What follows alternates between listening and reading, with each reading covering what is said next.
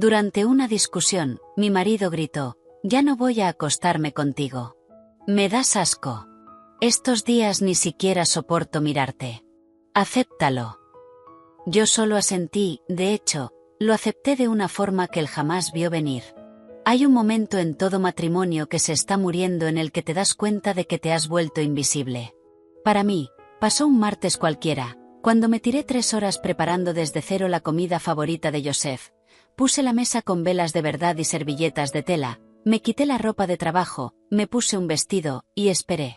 Él llegó a las 8:30, miró la mesa, me miró a mí, y su cara hizo algo que yo nunca había visto antes. Se torció con un asco auténtico. ¿Y esto qué es? Ni gracias, ni aprecio por el esfuerzo, solo confusión mezclada con repulsión. Y entonces dijo aquello. Lo que lo terminó todo. «Ya no voy a acostarme contigo. Me das asco. Estos días ni siquiera soporto mirarte. Acéptalo». 7 años de matrimonio, 3 años de felicidad, 4 años de deterioro lento, todo acabando con esas palabras. Soy Amanda, y voy a contarte cómo lo acepté. Pero primero necesitas saber quiénes éramos, porque en la distancia entre quienes fuimos y en quienes nos convertimos, ahí es donde vive la verdadera historia. Ahí fue donde todo se vino abajo. Y ahí fue donde aprendí de lo que era capaz cuando me llevaban demasiado lejos.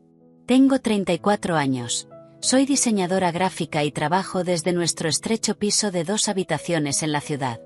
Joseph tiene 36, es gestor de cuentas en una empresa mediana del centro. El tipo de sitio donde todo el mundo va vestido con ese estilo informal de oficina y finge que el café de la sala de descanso se puede beber. Se le da bien su trabajo, camelarse a los clientes, cerrar tratos, hacer que las hojas de cálculo parezcan impresionantes durante las presentaciones. Recapio Creative. Obtén notas y un resumen del vídeo.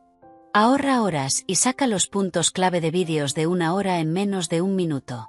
Pruébalo gratis. Cuando empezamos, éramos personas distintas. Mejores personas, quizá. O quizás solo personas que todavía no habían aprendido a hacerse daño. Los 3 primeros años fueron de ese tipo de felicidad que te hace creer que has descubierto algo que la mayoría de la gente no llega a encontrar. Los domingos íbamos a desayunar tarde al Mel's Diner de la esquina.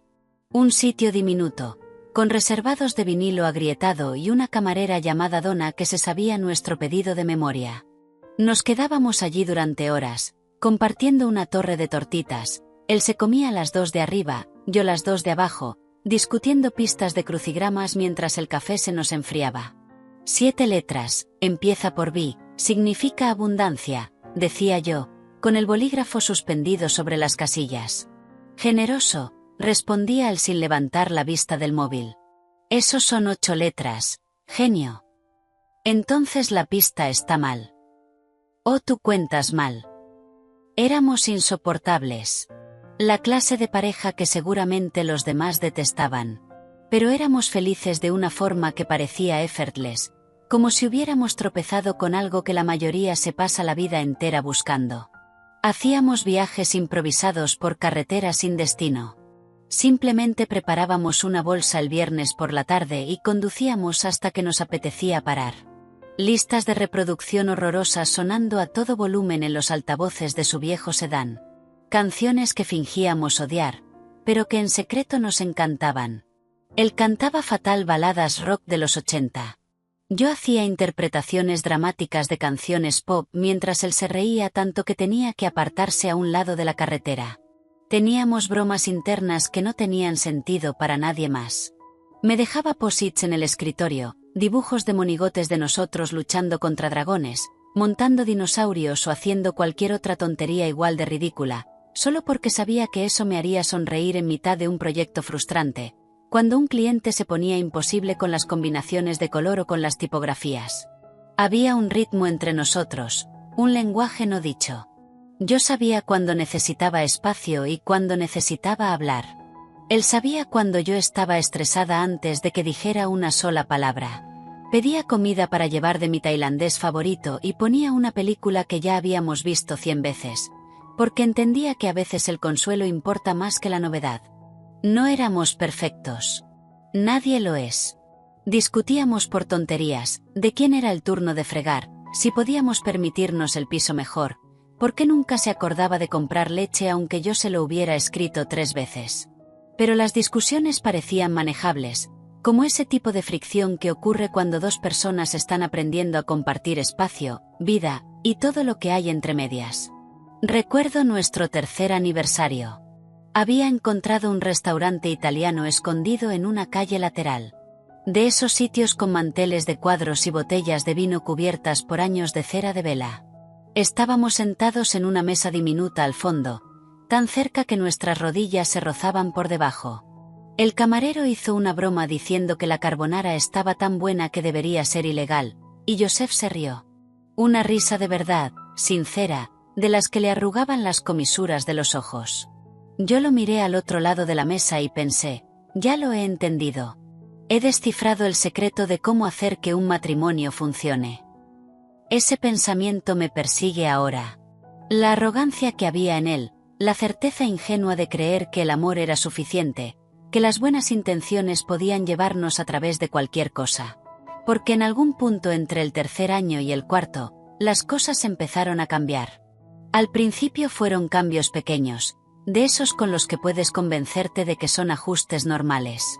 El asentamiento natural que ocurre cuando se termina la luna de miel y entra en juego la vida real. Joseph dejó de tocarme de manera casual. Ya no me ponía la mano en la parte baja de la espalda cuando pasaba detrás de mí en la cocina. Ya no me acercaba a él en el sofá durante las películas.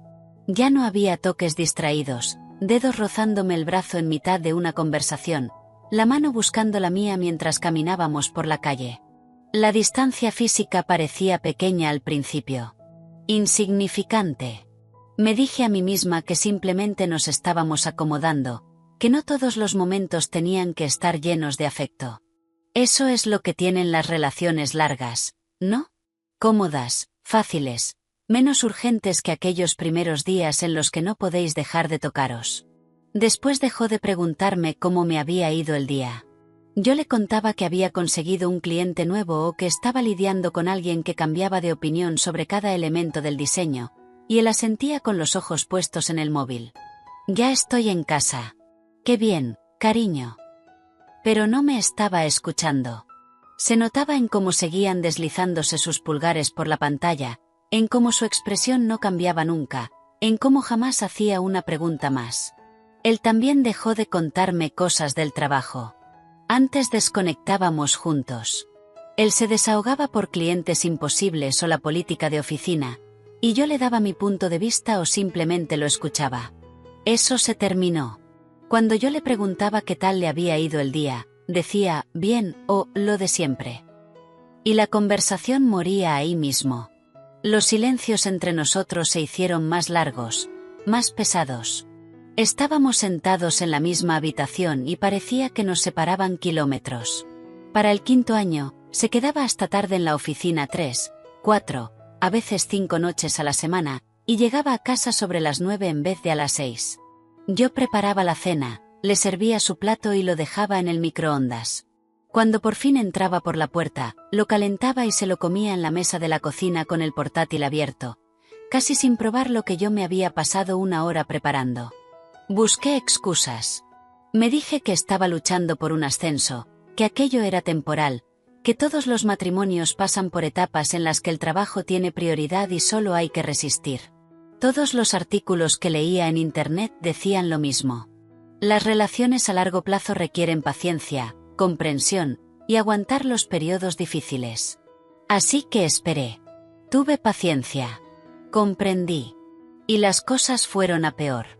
Para el 6.º año, ya no éramos una pareja. Éramos 2 personas que compartían una dirección, un contrato de alquiler, y nada más que importara. Joseph convirtió nuestra segunda habitación en su despacho. Metió un escritorio, un archivador, una tele pequeña. Dijo que necesitaba un espacio de trabajo dedicado porque estaba asumiendo proyectos extra. En ese momento tenía sentido. Hasta le ayudé a montarlo. Coloqué su escritorio para que quedara frente a la ventana, le compré una lámpara con buena luz para esas sesiones nocturnas de trabajo. Lo que no entendí fue que ese despacho se estaba convirtiendo en su dormitorio. Ocurrió poco a poco.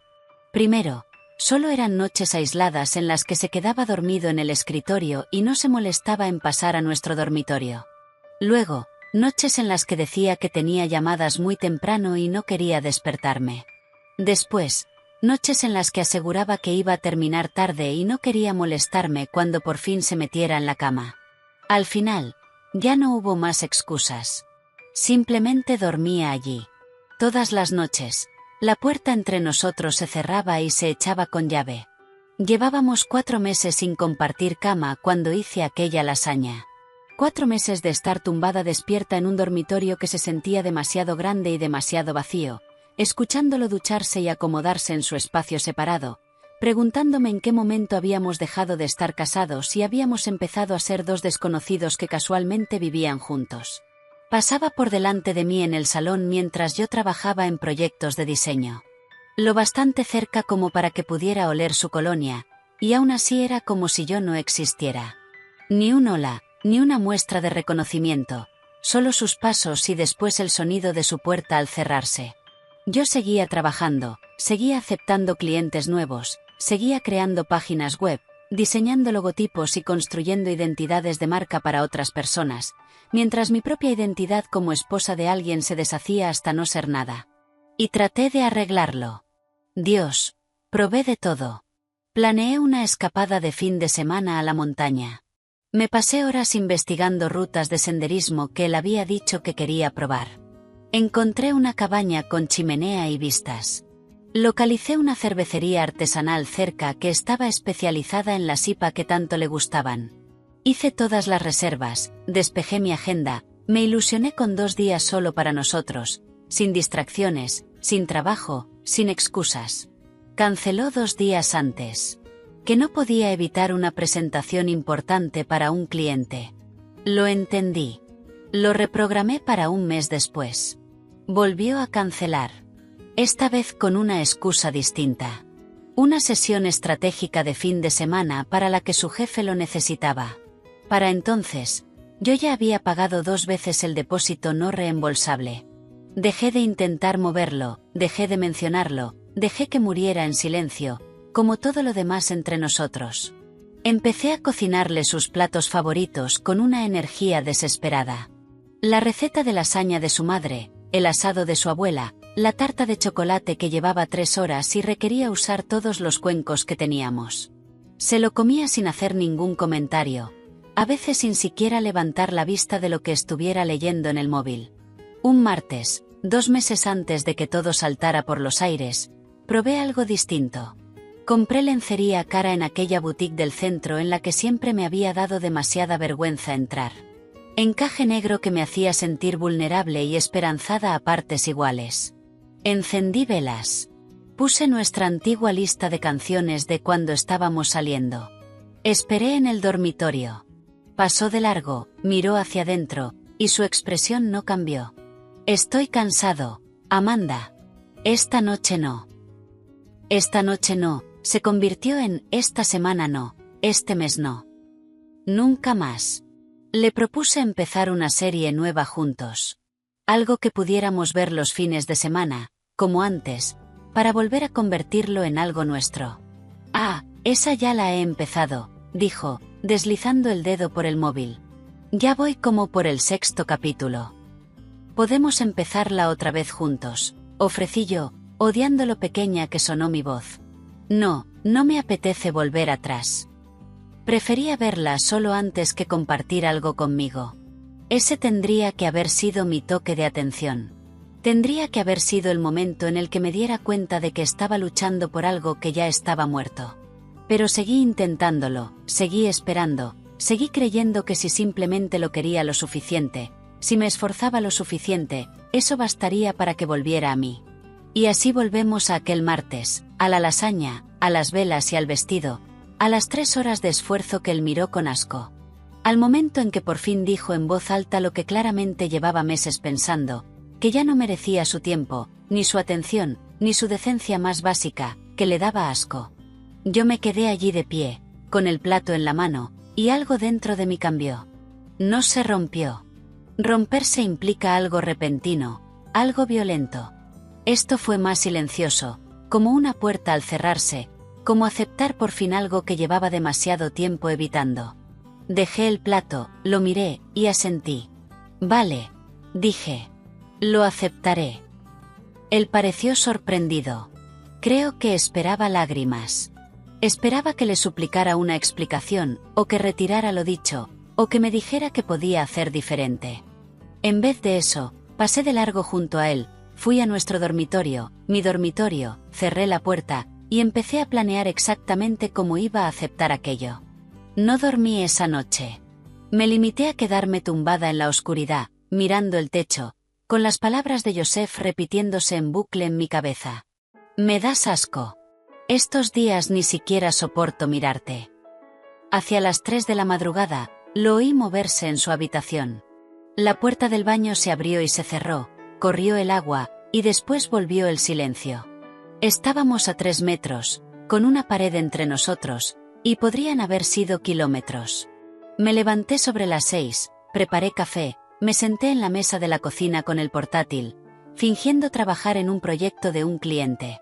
Las manos se me movían por el teclado, pero en realidad no estaba viendo la pantalla, solo hacía movimientos automáticos porque quedarme quieta me resultaba imposible. Fue entonces cuando empecé a pensar en cuándo habían cambiado de verdad las cosas. No en la deriva lenta de los años 4 y 5, sino en el giro brusco. En el momento en que Joseph dejó de ser alguien distante y empezó a convertirse en otra persona por completo. El nombre había aparecido de manera casual al principio, quizá hacía 8 meses. Vanessa necesita ayuda con la cuenta de Henderson. Solo otra compañera de trabajo.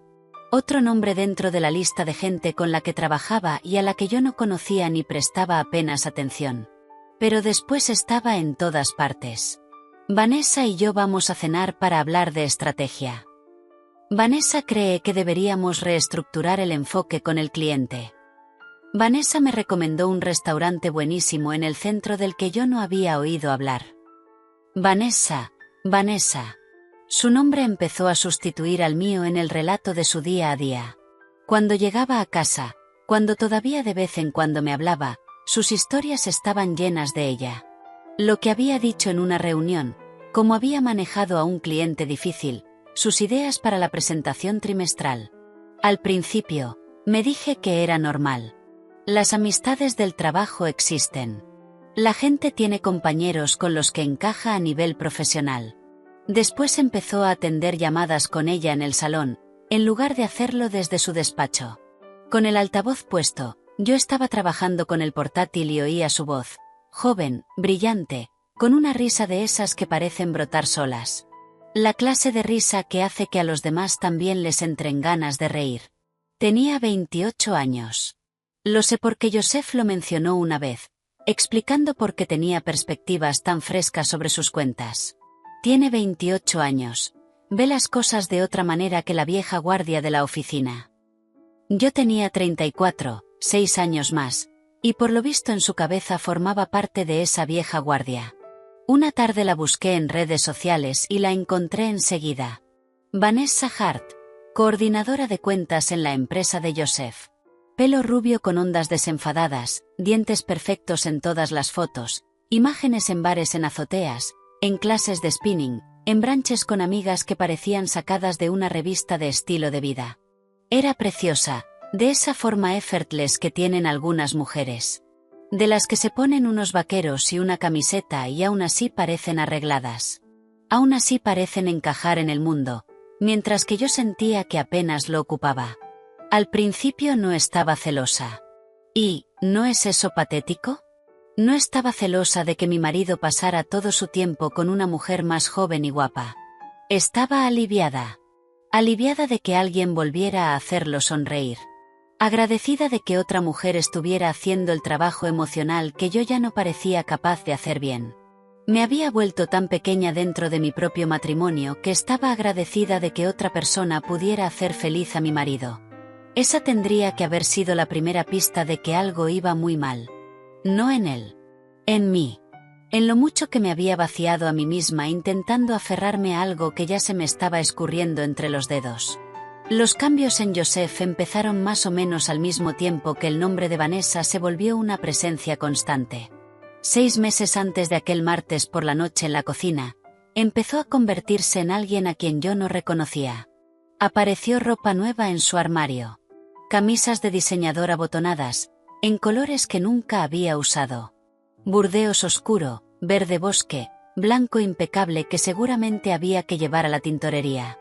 Vaqueros caros que de verdad le quedaban bien, en vez de esos holgados que llevaba usando años. Una chaqueta de cuero que debió de costar al menos $300.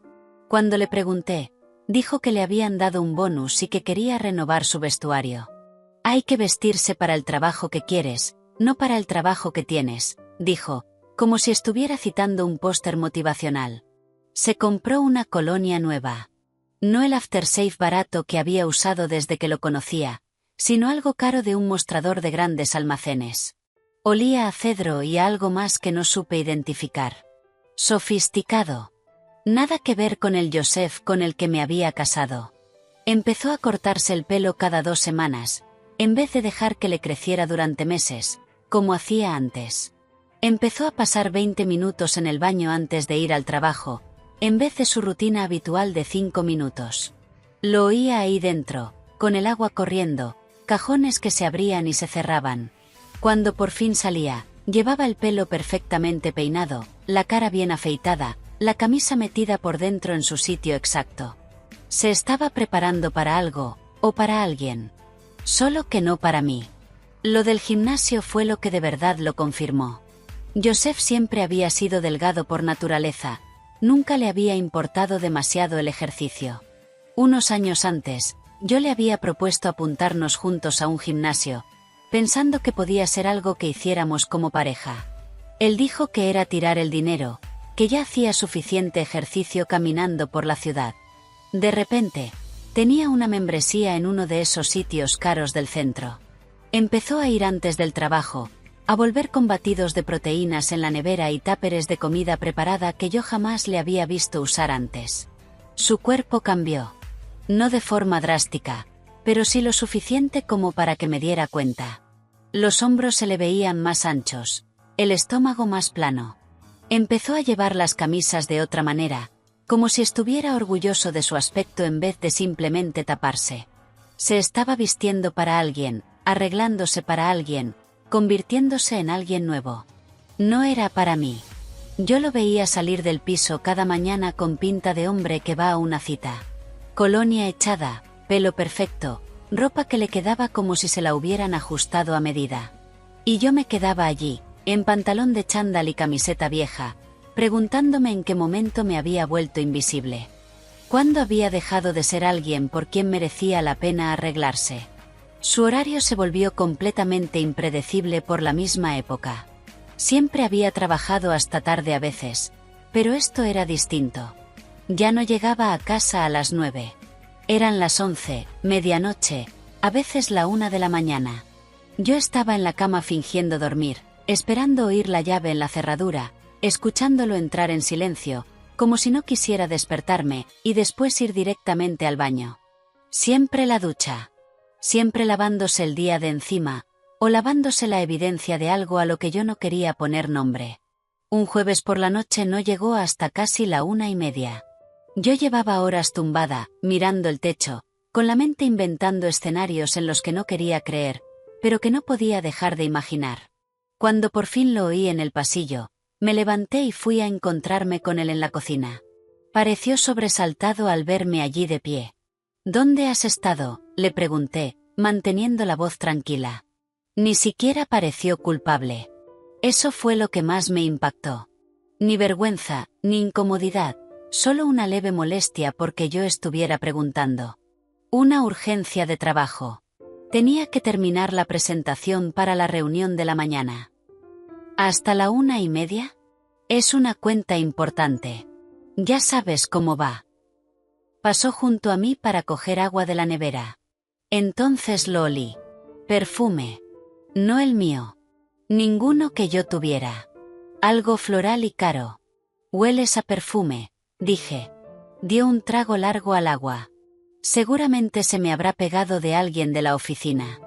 En la sala de reuniones hace calor. La gente usa perfumes fuertes. Pedimos cena allí dentro. Vanessa llevaba uno que me dio dolor de cabeza. La verdad, estaba deseando salir. Vanessa, claro, era Vanessa. Una explicación razonable. En las salas de reuniones hace calor. La gente sí usa perfumes fuertes. Las sesiones nocturnas de trabajo sí pasan cuando hay una cuenta grande en juego. Yo quería creerle. Dios, quería creerle tanto que me obligué a creerle. Me obligué a ignorar la forma en que evitaba mirarme a los ojos. Me obligué a ignorar que se había duchado en cuanto llegó a casa. Me obligué a ignorar cada instinto que me gritaba que algo iba mal. Vale, dije. Voy a volver a la cama. Pasé junto a él, me metí otra vez en nuestra cama, mi cama, y lo escuché ducharse por segunda vez esa noche. A la mañana siguiente llamé a Rebecca. Esperé a que Joseph se fuera a trabajar y marqué el número de mi hermana con las manos temblando. Contestó al tercer tono. Hola, ¿qué pasa? ¿Estás ocupada? Algo en mi voz hizo que se detuviera. No. Háblame. Y eso hice. Se lo conté todo. La distancia que había ido creciendo durante años, las noches de llegar tarde, el nombre de Vanessa constantemente en su boca, la forma en que se había transformado, el perfume en su ropa a la 1 de la mañana con una explicación técnicamente razonable pero que se sentía mal. Cuando terminé, al otro lado hubo un silencio largo. Amanda, dijo Rebecca por fin, con cuidado en la voz. O ya te está engañando, o está a punto de hacerlo. No lo sé.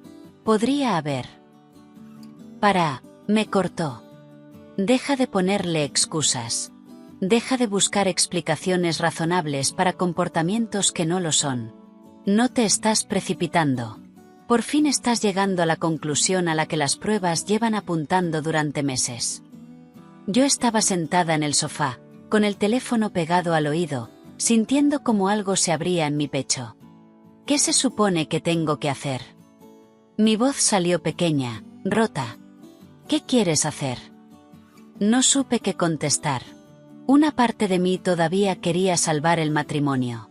Todavía creía que si me esforzaba más, si quería mejor, si me veía más guapa, si cocinaba mejor, si me arreglaba más, si adelgazaba, si me volvía más interesante, si me convertía en quien Joseph quisiera que fuera, él volvería a mí. La otra parte, la parte que no me atrevía a reconocer, sabía que Rebecca tenía razón. No lo sé, admití. Entonces empieza a prestar atención, dijo Rebecca. Deja de ignorar lo que tienes delante. Y cuando estés lista para afrontarlo, llámame. Te ayudaré. Nos despedimos. Me quedé sentada en el sofá con el teléfono sobre el regazo, mirando la pared donde Joseph y yo habíamos colgado nuestras fotos de boda 3 años antes. En esas fotos parecíamos tan jóvenes, tan felices, tan completamente ajenos a cómo acabarían las cosas. Pensé en Vanessa, 28 años, rubia, guapa, todo lo que yo ya no era. Y pensé en Joseph llegando a casa a la 1:30 de la madrugada oliendo su perfume, con explicaciones lo bastante plausibles como para esconderse detrás de ellas. Las palabras de Rebecca resonaban en mi cabeza. Deja de ignorar lo que tienes delante. Llevaba meses ignorándolo, quizá más, poniéndole excusas, buscando explicaciones razonables, convenciéndome de que mi marido no era capaz de traicionarme así. Pero la verdad estaba ahí, a plena vista. Y yo había estado eligiendo no verla porque verla significaba afrontarla. Significaba aceptar que mi matrimonio no solo se estaba muriendo. Puede que ya estuviera muerto. Y que lo que viniera después iba a doler más que cualquier cosa que hubiera sentido hasta entonces. Pasé el resto de aquel fin de semana como aturdida. Joseph se quedó en su habitación la mayor parte del sábado y del domingo, saliendo solo para comer o para irse del piso directamente. No hablamos, ni siquiera nos reconocimos el uno al otro. Ahora el silencio tenía peso, era denso y asfixiante. Llegó el lunes y se fue. Luego llegó la mañana del martes, y me desperté con una especie de claridad extraña. Quizá era agotamiento. Hacía semanas que dormía mal. Quizá era desesperación, pero decidí intentarlo una vez más. Un último intento de llegar hasta él antes de aceptar lo que Rebecca llevaba diciéndome. Pasé la tarde entera haciendo lasaña desde cero. Su plato favorito, sin discusión. La receta que me había dado su madre durante nuestro primer año de matrimonio. Escrita a mano en una ficha que ahora estaba manchada y gastada de tanto usarla. La había hecho decenas de veces a lo largo de los años, en su cumpleaños, en celebraciones, en martes cualquiera en los que simplemente quería hacerlo feliz. Puse la mesa con manteles individuales de verdad y servilletas de tela, no con el rollo de papel de cocina que llevábamos usando durante meses. Saqué las velas que nos habían regalado en la boda y que nunca habíamos usado. Las encendí, aunque me parecía ridículo, aunque una parte de mí sabía que aquello no servía para nada. Me quité el chándal y me puse un vestido. Nada elegante, solo un vestido azul marino sencillo que solía ponerme en nuestras citas, cuando todavía teníamos citas. Me maquillé por primera vez en semanas. Rímel, pintalabios, intenté parecerme a la mujer con la que él se había casado, en lugar del fantasma en el que me había convertido. Cuando me miré al espejo, casi no me reconocí. No porque estuviera guapa. En realidad no lo estaba. Parecía alguien esforzándose demasiado, alguien desesperada, pero ya había dejado atrás el orgullo. Joseph llegó a casa sobre las 8. Oí la llave en la cerradura, lo oí recorrer el pasillo. Yo estaba de pie en la cocina cuando apareció en la puerta. Se detuvo, miró la mesa que había preparado con sus velas y sus manteles, me miró a mí allí, de pie, con vestido y maquillaje, y algo cambió en su expresión. No fue calidez, ni agradecimiento, ni siquiera sorpresa. Fue algo feo. La cara se le torció en algo que solo puedo describir como desprecio. ¿Y esto qué es?, preguntó. No un «qué bonito», ni un «qué celebramos», ni siquiera un neutro «¿qué pasa?». Solo «¿y esto qué es?», con un tono que me hizo caer el estómago. «La cena», dije, intentando mantener la voz firme. «He hecho tu plato favorito. La lasaña de tu madre». Se rió. Fue una risa amarga y cortante, como una bofetada en la cara. ¿Tú te crees que una lasaña va a arreglar esto? No entendía. ¿Arreglar qué, Joseph? Solo estoy intentando. ¿Intentando qué? Hacerme sentir culpable para que finja que todo va bien. Sentí que algo se rompía dentro del pecho. No estoy intentando hacerte sentir culpable. Estoy intentando cenar con mi marido. Estoy intentando. ¿Intentando qué? Dio un paso más dentro de la cocina. ¿Salvarnos? No hay nada que salvar, Amanda. ¿De qué estás hablando? ¿Qué he hecho mal? Se le tensó la mandíbula. ¿Qué has hecho mal? ¿Lo preguntas en serio ahora mismo? Sí, lo pregunto en serio. No me hablas. Apenas me miras. No sé qué ha pasado ni cómo arreglarlo si no me dices que está mal. ¿Qué está mal? Dejó el maletín en el suelo con más fuerza de la necesaria. Vale. ¿Quieres saber qué está mal? Sí. No me has dado ni una sola razón para quedarme. Las palabras se quedaron suspendidas en el aire entre nosotros. Me quedé allí, intentando procesar lo que acababa de decir, intentando entender qué quería decir. No lo entiendo, dije en voz baja. Me miró, y esta vez me miró de verdad, y el asco en sus ojos era inconfundible. Te has dejado ir, Amanda. Ya ni lo intentas. Di un paso atrás, como si me hubiera empujado. ¿Qué? Mírate. Hizo un gesto hacia mí, allí de pie con mi vestido y mi maquillaje. El conjunto que me había pasado una hora eligiendo, el esfuerzo que había hecho con mi aspecto por primera vez en meses. Vas en chándal y con el pelo hecho un desastre el 90% del tiempo. Sin maquillaje, sin esfuerzo. Dejaste de preocuparte por cómo te ves, por nosotros, por mí. Cada palabra cayó como un golpe físico. Miré hacia abajo, hacia el vestido que literalmente llevaba puesto en ese momento, y me sentí completamente desorientada. Ahora mismo llevo un vestido, dije, con la voz temblando. Me he maquillado. Yo. Sí, y da pena. Da pena que tengas que esforzarte tanto para parecer medio decente. Antes eras guapa, Amanda. Antes te importaba. El hombre que tenía delante no era mi marido. No podía serlo. Mi marido me había prometido amarme en la salud y en la enfermedad, en lo bueno y en lo malo. Este hombre estaba criticando mi aspecto como si yo fuera una empleada en evaluación, como si mi valor dependiera de lo bien que interpretara el papel de esposa atractiva. Trabajo desde casa, dije, intentando mantener la voz nivelada aunque sentía que me estaba desmoronando por dentro. No necesito arreglarme para sentarme delante del ordenador todo el día. Antes nunca te quejabas. Quizá antes estaba siendo demasiado educado. Demasiado educado. Se me elevó la voz. Estaba siendo una persona decente. Estaba siendo mi marido.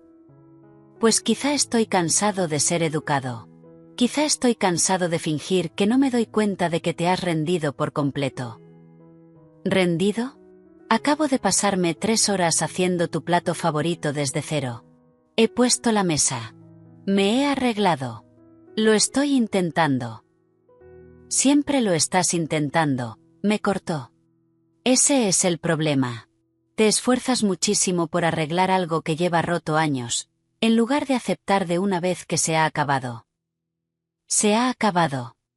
Mi voz salió como un susurro. ¿Estás diciendo que nuestro matrimonio se ha acabado? Se pasó una mano por el pelo, apartando la mirada. Estoy diciendo que ya no puedo seguir con esto. ¿Con qué no puedes seguir? Casado contigo. No puedo fingir que soy feliz cuando no lo soy. No puedo fingir que me atraes cuando no me atraes. No puedo. Se interrumpió a sí mismo. No puedes qué, exigí. Termina la frase, Joseph. Entonces me miró, y sus ojos estaban fríos, como si estuviera mirando a una desconocida que no le caía especialmente bien. Ya no voy a acostarme contigo, dijo, con una voz que se había vuelto clínica y distante. Me das asco. Estos días ni siquiera soporto mirarte. Acéptalo. La cocina quedó en silencio, salvo por el zumbido del frigorífico y el leve parpadeo de las velas sobre la mesa. Me quedé allí, procesando lo que acababa de decir, que le daba asco, que no soportaba mirarme, que 7 años de matrimonio, 7 años construyendo una vida juntos, no significaban nada frente al desprecio que sentía por en quien me había convertido. Esperé a que se retractara, a que dijera que solo estaba enfadado, que no lo decía en serio, que esas palabras le habían salido mal. No lo hizo. Simplemente se quedó allí mirándome, esperando algo. Lágrimas, seguramente. Que suplicara. Algún tipo de derrumbe que le diera munición para pintarme como la esposa inestable que no podía soportar la verdad. No le di esa satisfacción. Algo dentro de mí se quedó en silencio. No insensible. Todavía sentía todo, el dolor, la humillación, la conmoción. Pero debajo de todo eso había otra cosa. Algo frío, claro, y sorprendentemente sereno. Asentí despacio. Vale. Dije. Parpadeó, pillado por sorpresa. De acuerdo. Sí. Lo aceptaré. Esperó algo más, lágrimas, discusión, que me viniera abajo de la forma en que claramente esperaba. No le di nada. Nos quedamos allí, en aquella cocina, con la lasaña enfriándose en los fogones y las velas ardiendo inútilmente sobre la mesa, mirándonos a través de una distancia que no tenía nada que ver con el espacio físico. Tras un largo momento, cogió la chaqueta del respaldo de la silla donde la había tirado. Me voy, dijo. Claro que te vas. Se detuvo en el umbral, medio girado, como si fuera a decir algo más. Pero simplemente se fue. Oí sus pasos por el pasillo, la puerta principal al abrirse y cerrarse, su coche arrancando en el aparcamiento, el sonido de él alejándose. Me quedé sola en la cocina, mirando la cena que me había pasado horas preparando, la mesa que había puesto, el esfuerzo que había hecho y que él había mirado con asco. Después caminé hasta la mesa, apagué las velas de un soplido, y me senté en la silla donde Joseph debería haber estado sentado. Saqué el teléfono y llamé a Rebecca. contestó al segundo tono. Hola, ¿qué ha dicho? Le doy asco, la interrumpí. Mi voz sonaba extraña, demasiado calmada, como si estuviera contando algo que le había pasado a otra persona. Ha dicho que no soporta mirarme. Me ha dicho que lo acepte. Hubo silencio al otro lado. Luego preguntó, ¿y dónde está ahora? Se ha ido. Se marchó. Voy para allá. No hace falta. Ya estoy cogiendo las llaves. Estoy allí en 20 minutos. Colgó antes de que pudiera protestar. Me quedé sentada en el silencio del piso, mirando la lasaña fría, los platos sin usar, las servilletas que ya no limpiarían la boca de nadie.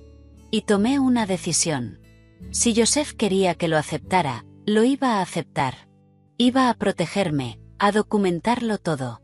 A averiguar la verdad sobre él y Vanessa.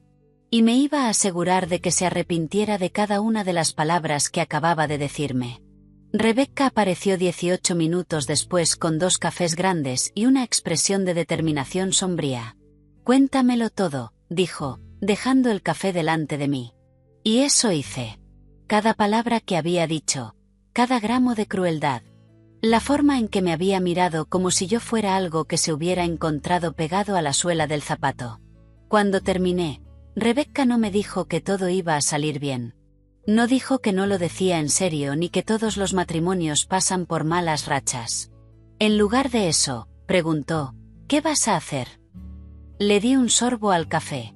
Seguía demasiado caliente. Me quemó la lengua. Pero no me importó. Voy a protegerme, dije.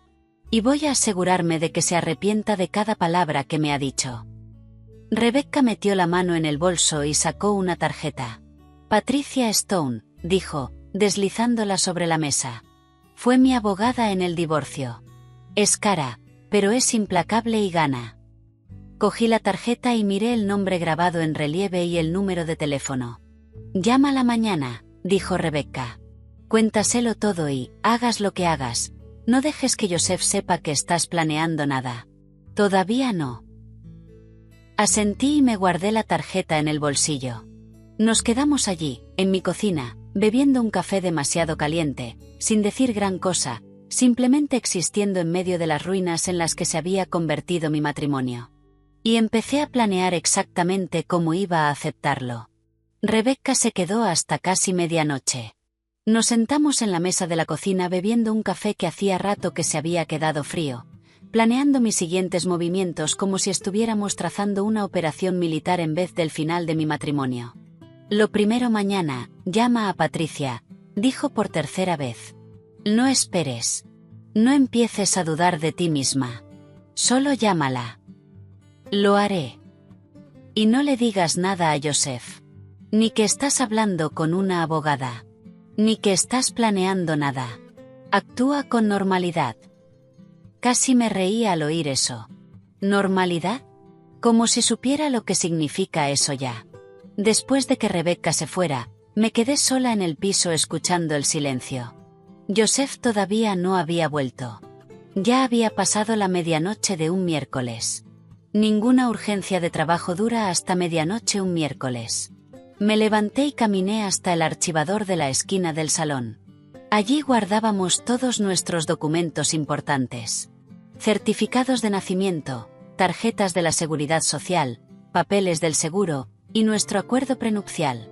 Saqué el sobregrueso de papel manila, el que no había tocado desde que lo archivamos 7 años antes, después de la boda.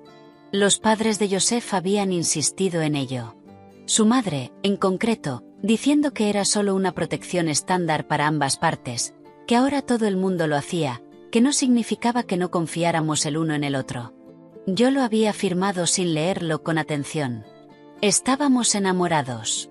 Nos íbamos a casar. El acuerdo prenupcial me parecía un trámite, algo que sus padres necesitaban para quedarse tranquilos, pero que nunca tendría ninguna importancia de verdad. Extendí el documento sobre la mesa de la cocina y empecé a leer. A leer de verdad, no solo a echarle un vistazo rápido como hice entonces. La mayor parte era estándar. Reparto de bienes adquiridos antes del matrimonio, protección de herencias individuales, Especificación de cuentas bancarias separadas. Pero entonces lo encontré, en la página 7, redactado con una claridad sorprendente para tratarse de un documento legal, una cláusula de infidelidad. Si cualquiera de las dos partes podía demostrar que la otra había sido infiel durante el matrimonio, la parte infiel perdería todos los derechos sobre los bienes comunes. Se iría solo con lo que ya era suyo antes del matrimonio. Sin reparto de cuentas conjuntas, sin pensión compensatoria, sin nada. Lo leí 3 veces para asegurarme de que lo estaba entendiendo bien. Después le hice una foto con el móvil y se la envié a Rebecca. Aunque era casi la 1 de la mañana, respondió en menos de 30 segundos. Esto es oro. Ahora solo necesitas pruebas. Me quedé allí, en el piso en silencio, con el documento en las manos, y sentí que algo cambiaba. Los padres de Joseph habían querido proteger a su hijo de una cazafortunas hipotética. En cambio, sin querer, me habían dado el arma que necesitaba para protegerme de él. La ironía no se me escapaba. Tampoco la oportunidad. Llamé a Patricia Stone a la mañana siguiente a las 9 en punto. Su asistente me pasó la llamada tras una breve espera. Patricia al habla. Su voz era profesional, eficiente. Me llamo Amanda Parker. Mi hermana Rebecca contó con usted para su divorcio. Me dio su número. La hermana de Rebecca Harley. Sí. ¿Qué puedo hacer por usted? Se lo conté todo. La distancia, el desprecio, la sospecha sobre Vanessa, las palabras crueles de 2 noches antes. Escuchó sin interrumpirme, cosa que agradecí. ¿Tiene un acuerdo prenupcial?, preguntó cuando terminé. Sí, con una cláusula de infidelidad. Bien. Envíeme una copia y empiece a documentarlo todo. Las noches en las que llega tarde, gastos extraños, cualquier evidencia de infidelidad, correos, mensajes, datos de ubicación, si puede conseguirlos. Cuantas más pruebas tenga, más fuerte será su caso. ¿Y cómo consigo ese tipo de pruebas sin saltarme la ley? Cuentas conjuntas, dispositivos compartidos, cualquier cosa que técnicamente esté a nombre de ambos. Eso se puede usar. No entre en su teléfono o su correo personal por la fuerza. Pero si él es descuidado y deja algo desbloqueado, ese es su problema, no el suyo. Hablamos otros 20 minutos sobre estrategia, plazos y costes. Era cara. $1.400 la hora, con una provisión inicial de 10.000. Pero Rebecca tenía razón. Patricia merecía la pena. Después de colgar, abrí por internet los extractos de nuestra tarjeta de crédito. La cuenta conjunta a la que nunca había prestado demasiada atención porque Joseph siempre se ocupaba de las facturas. Empecé a revisar los cargos metódicamente, mes por mes, buscando patrones, y los encontré. Cena en Marcos, un italiano de lujo en el centro, $187. Yo nunca había estado allí. Cuando comprobé la fecha, era un jueves por la noche en el que Joseph me había escrito diciendo que iba a trabajar hasta tarde. Cargo en hotel. David More, un hotel boutique en el distrito financiero. $295 por una noche. La fecha era de 3 semanas antes. La misma noche en que aseguró que tenía una reunión con un cliente a primera hora al otro lado de la ciudad y que tenía más sentido dormir cerca. Otro restaurante, otro hotel, flores de una floristería cara, $112,20. Yo nunca había recibido flores. Luego encontré el cargo que me revolvió el estómago.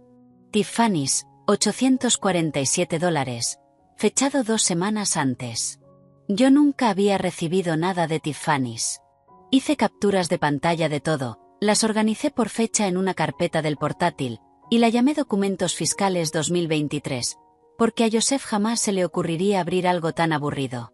Cada cargo contaba una historia. Cada recibo era una prueba. Cada mentira era evidencia documentada que respaldaba la cláusula de infidelidad. Ya no estaba enfadada. O quizás sí, pero era una rabia fría ahora. Controlada, metódica. La rabia es caótica.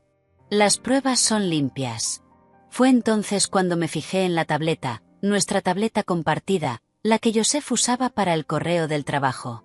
La había dejado aquella mañana sobre la encimera de la cocina. Y cuando la cogí para apartarla, me di cuenta de que no la había bloqueado. Me quedé allí sosteniéndola, pensando en lo que Patricia había dicho. Los dispositivos compartidos son juego limpio. Abrí el navegador y busqué aplicaciones de rastreo. Encontré una que tenía buenas reseñas, que decía ser indetectable y capaz de replicar mensajes y datos de ubicación en otro dispositivo. Me llevó menos de 5 minutos instalarla y sincronizarla con mi móvil.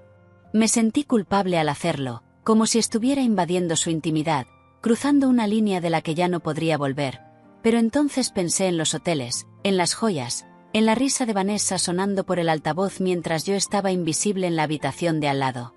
Él había cruzado la línea primero. Dejé la tableta donde la había encontrado y volví a trabajar en el diseño de un logotipo para un cliente. Intenté concentrarme en combinaciones de color y elecciones tipográficas mientras mi móvil estaba a mi lado, sincronizando datos de los mensajes de Joseph. En menos de 24 horas ya tenía todo lo que necesitaba. Mensaje a Vanessa enviado a las 2:47 de la tarde de un martes. No veo la hora de que llegue este fin de semana. Solo tú y yo. Sin interrupciones. Otro, a las 11:23 de la noche de un miércoles. Ella no tiene ni idea. Y, sinceramente, ya ni me importa que se entere. Ya estoy cansado de fingir. Y el que más me dolió, enviado a las 4:15 de la tarde de un jueves. Tú eres todo lo que ella no es. Guapa, emocionante, llena de vida. Tendría que haberla dejado hace meses. Solo estoy esperando el momento adecuado. Los datos de ubicación mostraban exactamente lo que yo sospechaba. Joseph había estado yendo a una dirección en el Pearl District. El piso de Vanessa, lo confirmé con una búsqueda rápida. 3 noches a la semana durante los últimos 2 meses. Siempre en las noches en que decía que estaba trabajando hasta tarde. Me senté en nuestro sofá leyendo mensajes en los que mi marido me describía como una carga, como alguien con quien estaba atrapado, como el obstáculo entre él y su felicidad con alguien más joven, más guapa, más emocionante. Cada mensaje era como un pequeño corte. Por separado dolían. Juntos eran devastadores. Pero no lloré, no me derrumbé, simplemente guardé todo, lo respaldé en 3 servicios distintos en la nube, y lo añadí a mi carpeta de pruebas. El siguiente paso era protegerme económicamente. Fui a otro banco, al otro lado de la ciudad, uno en el que Joseph nunca entraría por casualidad, y abrí una cuenta solo a mi nombre. Le dije al empleado que estaba planeando algunos gastos sorpresa y quería llevarlos por separado. Después empecé a transferir dinero desde nuestros ahorros conjuntos. Cantidades pequeñas, $1.300 aquí, 500 allá. Nada lo bastante grande como para activar alertas o levantar sospechas de inmediato, solo lo suficiente para crear un colchón para lo que viniera después. En 2 semanas ya tenía $15.000 asegurados en una cuenta cuya existencia Joseph desconocía. También empecé a cambiar contraseñas. Todos los servicios de suscripción que yo pagaba y que Joseph usaba. Netflix, Hulu, Spotify, el servicio de comida por suscripción, su membresía del gimnasio, que llevaba meses pagando yo. Las cambié todas. Joseph lo notó enseguida. Mi móvil empezó a vibrar con mensajes mientras yo trabajaba en una presentación para un cliente. ¿Por qué no puedo entrar en Netflix? ¿Has cambiado la contraseña de Hulu? ¿Qué demonios te pasa, Amanda? Terminé el párrafo que estaba escribiendo, guardé el trabajo, y le respondí con un solo mensaje. Tú dijiste que lo aceptara. Lo estoy aceptando. Ese día volvió pronto a casa. Entró hecho una furia alrededor de las 5:30, con la cara roja. ¿Cuál es tu problema?, exigió, encontrándome en el salón con el portátil. No levanté la vista. No tengo ningún problema. Has cambiado todas las contraseñas. Eso es infantil. Dijiste que te daba asco. Pensé que no querrías compartir servicios de streaming con alguien tan asquerosa. Se le tensó la mandíbula. Pude verlo calculando si escalar o retirarse. Vi cómo intentaba averiguar si yo solo estaba siendo mezquina o si aquello significaba algo más. No le di tiempo a decidir. Levanté la vista del portátil y le sostuve la mirada directamente. Además, sé lo de Vanessa. No me insultes negándolo. Se quedó blanco. Blanco de verdad, como si se le hubiera ido toda la sangre de la cara. ¿De qué estás hablando? Estoy hablando de los hoteles, de los restaurantes, de las joyas que yo nunca recibí. Estoy hablando del piso de Vanessa, al que has estado yendo 3 noches a la semana durante 2 meses. Estoy hablando de los mensajes en los que le dices que yo soy el obstáculo entre tú y tu felicidad. Abrió la boca, la cerró, volvió a abrirla. ¿Cómo has? Da igual cómo lo sé. Lo que importa es que lo sé todo. Y ahora vas a tener que aceptar las consecuencias. Volví a mirar el portátil. Lo descarté como si fuera una interrupción de mi trabajo en vez de mi marido de 7 años. Se quedó allí un momento más. Luego se giró y se metió en su habitación. La puerta se cerró, la cerradura hizo clic. Me quedé en el sofá, con las manos temblando un poco, y me di cuenta de que acababa de declarar la guerra, y que no tenía ninguna intención de perderla. Joseph no salió de su habitación en lo que quedó de noche. Yo me quedé en el salón trabajando en proyectos de clientes, escuchando el silencio tras su puerta cerrada y sintiéndome extrañamente calmada. Ese tipo de calma que llega cuando por fin dejas de luchar contra la realidad y empiezas a aceptarla. Hacia las 10 de la noche oí abrirse su puerta. Pasos en el pasillo. Apareció en la entrada del salón, y por su cara se notaba que llevaba rato preparándose para aquella conversación. «Tenemos que hablar», dijo. No levanté la vista del portátil. ¿Sobre qué? Sobre lo que dijiste antes. Sobre Vanessa. ¿Qué pasa con ella? Entró más en la habitación y se pasó una mano por el pelo. Está sacando conclusiones precipitadas, haciendo suposiciones basadas en... Ni siquiera sé en qué estás basando esto. Guardé el trabajo, cerré el portátil, y lo miré directamente. No estoy sacando conclusiones precipitadas, Joseph. Tengo pruebas. ¿Pruebas de qué? ¿De que tengo una compañera con la que me llevo bien? Eso no. Saqué el teléfono, abrí la carpeta de capturas y la levanté para que la viera.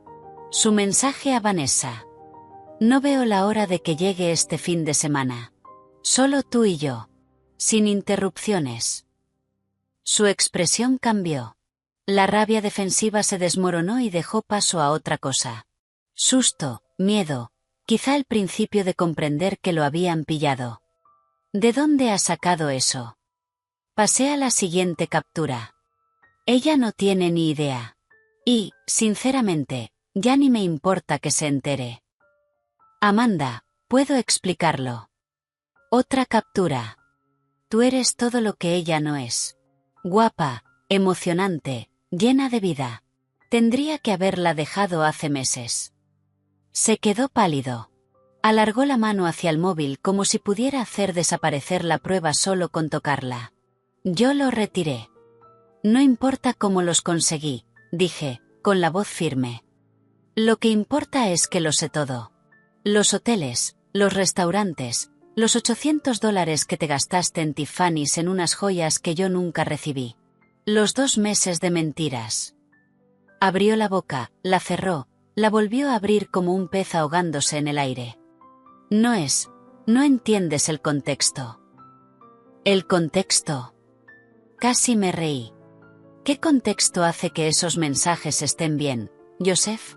¿Qué contexto hace aceptable gastar nuestro dinero en habitaciones de hotel con otra mujer? Estaba confundido, dijo, y ya se le colaba la desesperación en la voz. El trabajo ha sido muy estresante, tú y yo teníamos problemas, y Vanessa simplemente estaba ahí cuando necesitaba a alguien. Así que la culpa es mía. Me puse en pie. Me engañaste porque yo no estaba lo bastante disponible, porque yo no era lo que sea que Vanessa es. No, eso no es lo que estoy diciendo. Entonces, ¿qué estás diciendo? Me miró, y vi cómo intentaba averiguar qué estrategia podía funcionarle. Negarlo no le había funcionado. Ahora estaba cambiando de estrategia y adoptando el papel de víctima. Cometí un error, dijo en voz baja. Lo estaba pasando mal y cometí un error estúpido. Pero podemos arreglarlo. Podemos ir a terapia, superarlo. La gente sobrevive a una infidelidad todos los días. Me dijiste que te daba asco, lo interrumpí. Hace 3 días te plantaste en nuestra cocina y me dijiste que ni siquiera soportabas mirarme. Esas no son las palabras de alguien que cometió un error. Son las palabras de alguien que llevaba meses desconectado y solo estaba esperando el momento adecuado para hacerlo oficial. Estaba enfadado. No quería decir. Sí que querías. Querías decir cada palabra. Y, sinceramente, me alegro de que por fin lo dijeras, porque ahora sé exactamente cuál es mi lugar. Dio un paso hacia mí. Amanda, por favor. Llevamos 7 años juntos. Eso tiene que significar algo. Podemos superarlo. No, dije. No podemos. Porque yo no quiero. Las palabras se quedaron suspendidas en el aire entre nosotros. Vi el momento exacto en que le llegaron. El momento en que entendió que yo ya no iba a seguir luchando por aquel matrimonio. ¿Qué estás diciendo?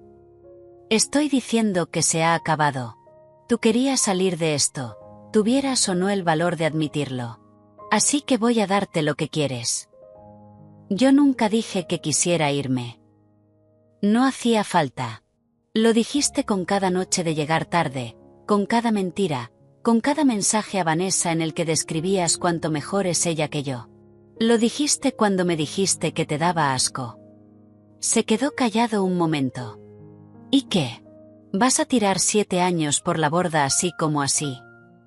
Yo no estoy tirando nada. Eso ya lo hiciste tú. Yo solo lo estoy aceptando, como me dijiste. Cogí el portátil y pasé junto a él hacia el dormitorio. Me agarró del brazo, no fuerte, pero lo suficiente para detenerme. No hagas esto, dijo. Bajé la vista hacia su mano en mi brazo y luego volví a mirarle a la cara. Suéltame. Lo hizo de inmediato, como si se hubiera quemado. Se acabó, Joseph. Acéptalo. Entré en el dormitorio y cerré la puerta. A la mañana siguiente llamé a Patricia antes incluso de que Joseph se despertara. Quiero presentar la demanda, dije cuando contestó. ¿Estás segura? Completamente. Entonces ven hoy. Lo tendré todo preparado. Me reuní con ella en su despacho a las 10 de la mañana. Un edificio de oficinas en el centro, planta 14, despacho en la esquina con ventanas que daban a la ciudad. Todo en aquel lugar transmitía éxito, competencia, control. Patricia tenía los papeles extendidos sobre la mesa de reuniones. Demanda de divorcio, reparto de bienes basado en la cláusula de infidelidad, disposiciones de custodia no aplicables, no teníamos hijos, calendario para abandonar la vivienda compartida. Repásalo conmigo una vez más, dijo. Quiero asegurarme de que entiendes lo que estás firmando. Me explicó cada apartado. Cómo el acuerdo prenupcial protegía mis bienes individuales y los suyos.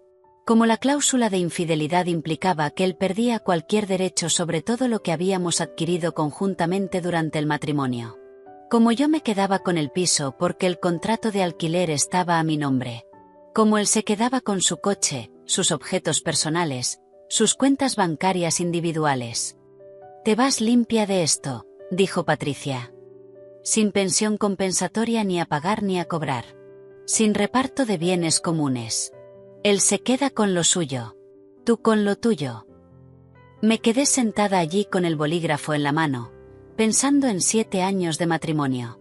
En los años buenos, cuando habíamos sido felices. En la lenta decadencia, cuando todo empezó a derrumbarse. En la crueldad de aquella noche de martes en la cocina. En la traición documentada en capturas de pantalla y extractos de tarjeta. Todavía puedes echarte atrás, dijo Patricia en voz baja. No tienes por qué presentar la demanda si no estás lista. Pensé en la cara de Joseph cuando me dijo que le daba asco. Pensé en el piso de Vanessa, donde había pasado noches que tendrían que haber sido nuestras. Pensé en el recibo de Tiffany's por unas joyas que yo jamás había visto. Firmé los papeles. Patricia asintió y los recogió con eficacia. Haré que se los notifiquen en su oficina. Público, profesional. Sin margen para que monte una escena. Gracias. Esto se va a poner feo, advirtió. Va a pelearlo. Siempre lo hacen cuando hay dinero de por medio. Que lo pelee. Yo tengo las pruebas. Sí, las tienes.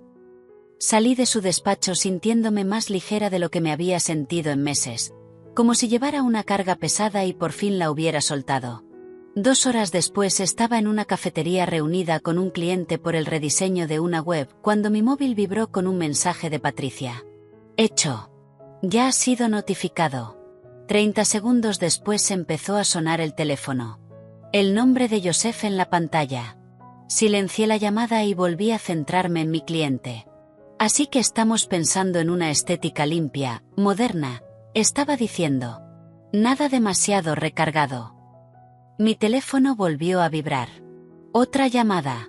La ignoré. Navegación minimalista, dije, sacando mi libreta.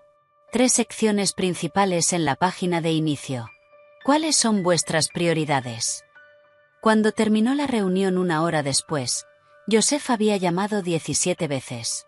Más tarde escuché los mensajes de voz mientras caminaba de vuelta a mi piso. Amanda, ¿qué demonios? Llámame. No entiendo qué está pasando. Tenemos que hablar. Esto es una locura. No puedes pedir el divorcio sin hablarlo conmigo antes.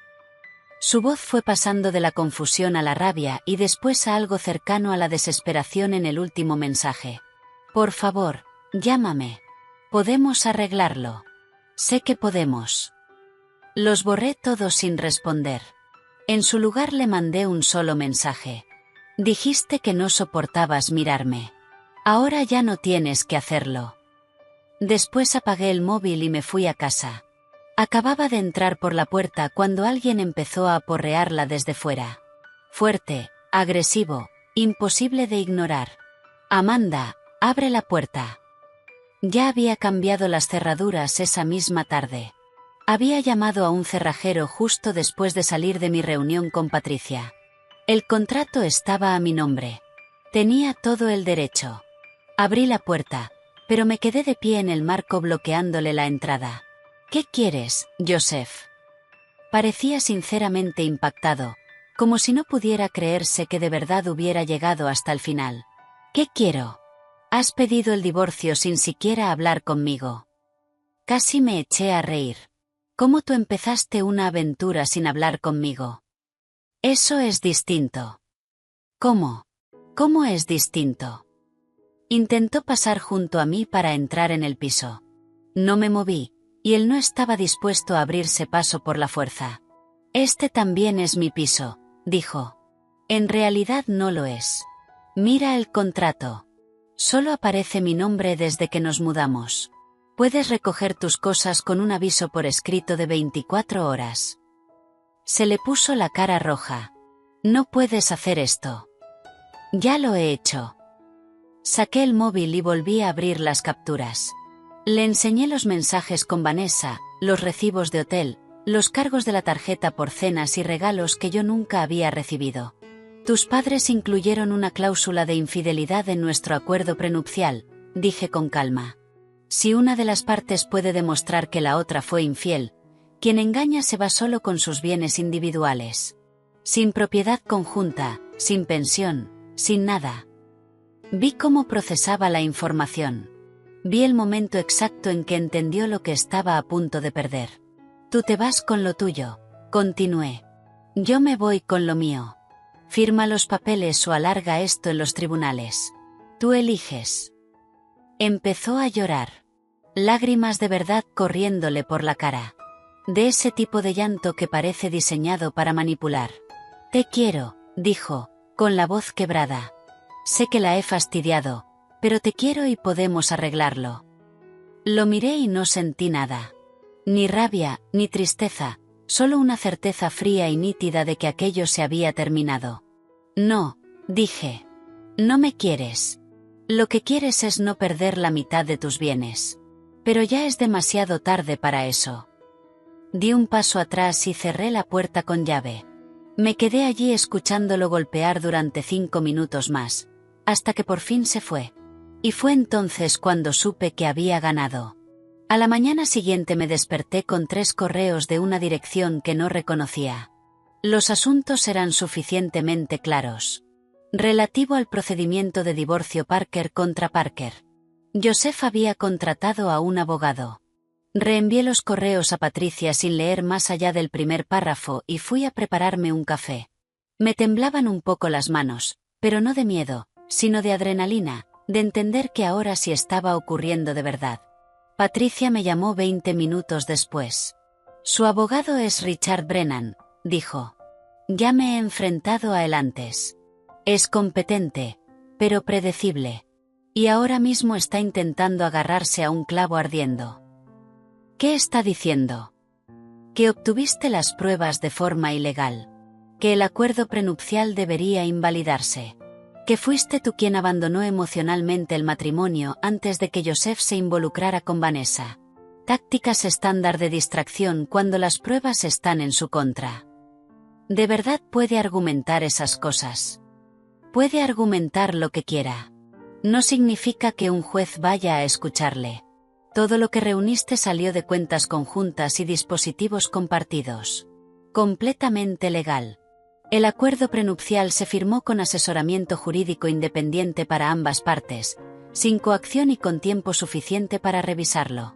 Y el abandono emocional no es motivo para invalidar una cláusula de infidelidad. Hizo una pausa. Solo está intentando salvar a Joseph de las consecuencias de sus propias decisiones. Entonces, ¿qué hacemos? Nada. Respondemos con calma, aportamos la documentación, y dejamos que Brennan se desgaste solo. Sabe que va a perder. Esto va de retrasar lo inevitable y esperar que tú negocies. Yo no voy a negociar. Bien. No lo hagas. Durante la semana siguiente el tira y afloja legal continuó. Brennan presentó una moción alegando que el acuerdo prenupcial era abusivo. Patricia respondió con los documentos originales, demostrando que ambos habíamos tenido representación legal y tiempo de sobra para revisar antes de firmar. Brennan intentó argumentar que yo había descuidado emocionalmente el matrimonio, creando unas circunstancias que habían empujado a Joseph a caer en brazos de otra mujer. Patricia presentó las pruebas de la aventura de Joseph, los mensajes, los recibos de hotel, la cronología que demostraba que su relación con Vanessa había comenzado mucho antes de aquella discusión del martes por la noche. Su abogado se está agarrando a cualquier cosa, me dijo Patricia en una de nuestras llamadas. Esto es lo que parece la desesperación en términos legales. Debería haberme sentido reivindicada. Quizá, en algún nivel, sí. Pero sobre todo me sentía cansada. Cansada de pelear. Cansada de que mi matrimonio se diseccionara en lenguaje jurídico. Cansada de que Joseph siguiera encontrando maneras de convertirme a mí en la villana de su historia. Entonces llamó su madre. Era un jueves por la tarde. Yo estaba trabajando en el diseño de un logotipo para un cliente nuevo cuando el móvil sonó con un número que no reconocí de inmediato. Estuve a punto de dejar que saltara el buzón, pero algo hizo que contestara. Diga. ¿Cómo te atreves? Ni una presentación, solo 3 palabras cargadas de veneno. Reconocí la voz al instante. Ellen, la madre de Joseph. ¿Cómo te atreves a hacerle esto a mi hijo? Me senté.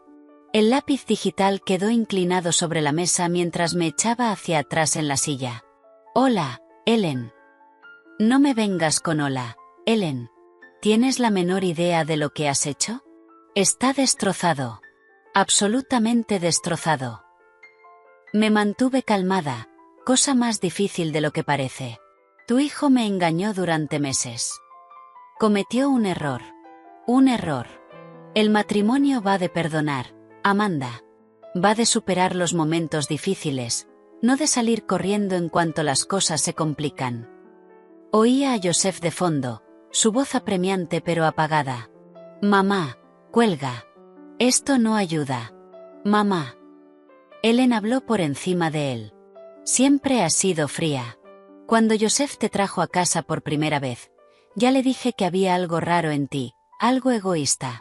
Pero él te quería, Dios sabrá por qué, y yo apoyé su decisión a pesar de mis dudas.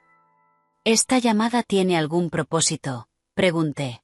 El propósito es que estás destruyendo a mi hijo por orgullo, por tener los sentimientos heridos. Le estás quitando todo porque cometió un error.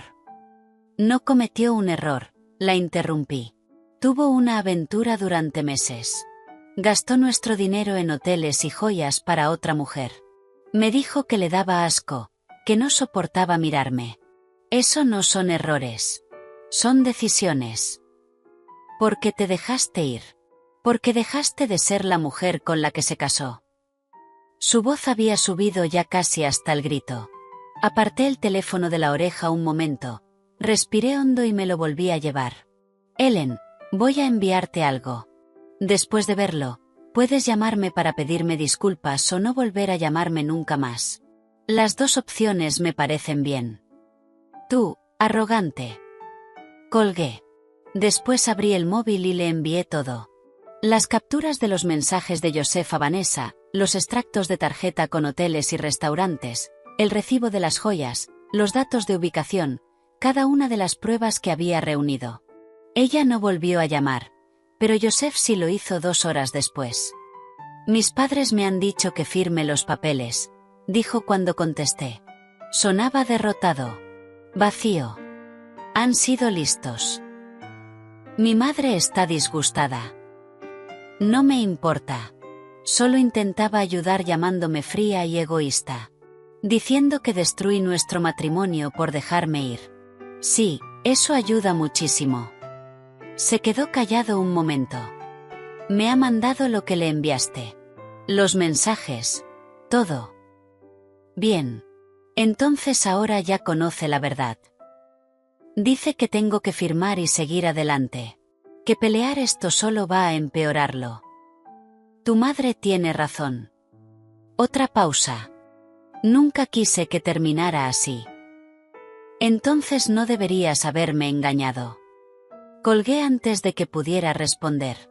En medio de todo, las batallas legales, el drama familiar, el bombardeo constante de correos y llamadas, Rebecca era la única persona que me mantenía cuerda. Venía casi todas las tardes después del trabajo, normalmente con comida para llevar porque sabía que yo no estaba comiendo bien. Nos sentábamos en mi mesa de la cocina y me dejaba desahogarme o quedarme en silencio, según lo que necesitara. Una noche, más o menos 2 semanas después de empezar el proceso legal, me derrumbé por completo. No específicamente por Joseph, sino por lo que aquella traición significaba, por lo que decía de mí. Pasé 7 años construyendo una vida con alguien que decidió que yo era prescindible, dije entre lágrimas que me sorprendieron por la intensidad con que salían. 7 años queriendo a alguien, intentando hacerlo feliz, siendo una buena esposa. Y no fue suficiente. Yo no fui suficiente. ¿Qué dice eso de mí? Rebecca me agarró por los hombros y me obligó a mirarla. Dice que eres humana, afirmó con firmeza. Dice que quisiste a alguien que no se lo merecía. Eso no es un defecto de carácter, Amanda. Es solo mala suerte. Pero tendría que haberlo visto venir. Las señales estaban todas ahí. Para. Deja de hacer eso. Deja de convertir esto en culpa tuya. Tú no eres responsable de sus decisiones. No eres responsable de que él sea un cobarde incapaz de ser sincero con lo que quería. Se volvió a sentar, con la expresión suavizándose. Cuando Marcus me dejó, yo hice lo mismo. Cuestioné todo sobre mí. Si era demasiado exigente, demasiado independiente, si no era lo bastante atractiva, ni interesante. Me volví loca intentando averiguar qué había hecho mal. ¿Y qué cambió? Que me di cuenta de que estaba haciéndome la pregunta equivocada. No era ¿qué hice mal?, sino ¿por qué me quedé tanto tiempo con alguien que me hacía sentir que tenía que ser otra persona para que me quisieran? Alargó la mano por encima de la mesa y me apretó la mía. Vas a superar esto. Y al otro lado vas a estar mejor que nunca. Aquella noche no me la creí, pero quería hacerlo. 3 semanas después de presentar la demanda nos reunimos en el despacho de Patricia para la conferencia de acuerdo. Joseph por fin había aceptado firmar. La sala de reuniones parecía demasiado grande y demasiado pequeña al mismo tiempo. Demasiado grande para los 4 que estábamos allí, yo, Joseph y nuestros respectivos abogados. Demasiado pequeña para todo el dolor, la rabia y la traición que habíamos llevado dentro. Nos sentamos uno frente al otro a la larga mesa de reuniones. Él tenía muy mal aspecto, como si no hubiera dormido, como si el peso de las consecuencias por fin se le estuviera cayendo encima. Patricia y Brennan repasaron cada detalle con precisión metódica. Reparto de bienes basado en la cláusula de infidelidad. ¿Quién se quedaba con qué? Calendario para que Joseph sacara sus pertenencias del piso. Reparto de la pequeña cantidad que quedaba en los ahorros conjuntos después de que yo ya hubiera trasladado mi parte a mi cuenta privada.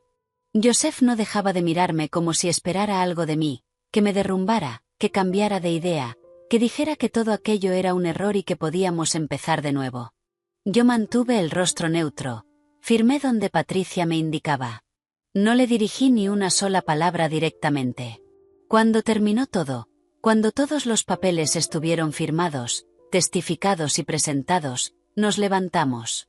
Patricia estrechó la mano de Brennan con cortesía profesional. Luego salimos, Joseph y yo avanzando hacia los ascensores juntos por pura memoria muscular. Llegó el ascensor. Entramos y bajamos 14 plantas en completo silencio. Cuando llegamos al aparcamiento se detuvo junto a su coche. Yo seguí caminando hacia el mío. Amanda. Me detuve, pero no me giré. Entonces ya está, no, dijo. 7 años desaparecidos así sin más. Entonces sí me giré, lo miré allí de pie junto a su coche, y me di cuenta de que estaba mirando a un desconocido.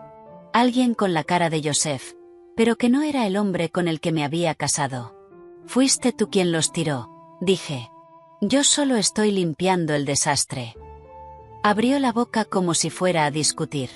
Como si fuera a intentarlo una última vez para convertirme en la villana de esta historia que llevaba tanto tiempo contándose a sí mismo. No le di la oportunidad. Caminé hasta mi coche, entré, arranqué el motor y me fui. En el retrovisor podía verlo allí de pie en el aparcamiento, haciéndose cada vez más pequeño hasta que giré la esquina y desapareció por completo. No volví a mirar atrás. Conduje a casa desde aquel aparcamiento sintiéndome rara. No exactamente feliz, pero sí más ligera, como si hubiera llevado una carga encima durante tanto tiempo que ya había olvidado lo que era moverse sin ese peso. El divorcio no sería definitivo hasta 2 meses después. Había periodos de espera, tiempos de tramitación, formalidades legales que tenían que seguir su curso. Pero la parte difícil ya estaba hecha. Joseph había firmado. El acuerdo estaba cerrado. Ahora solo era cuestión de tiempo. Pasé aquellas semanas en una especie de limbo, trabajando, durmiendo, existiendo.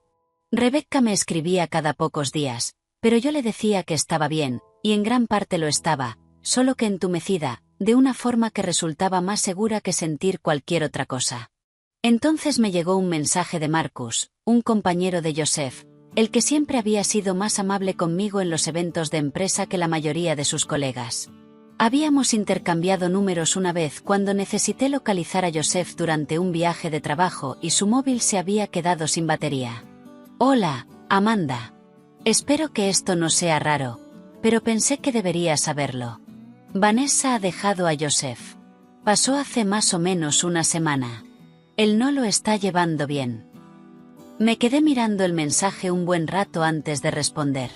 Gracias por decírmelo. Se fue con otro del trabajo. Uno de los vicepresidentes. Joseph intentó convencerla de que ahora por fin podían estar juntos de verdad, pero, por lo visto, a ella no le interesaba cargar con un divorciado con equipaje. Tendría que haberme sentido reivindicada.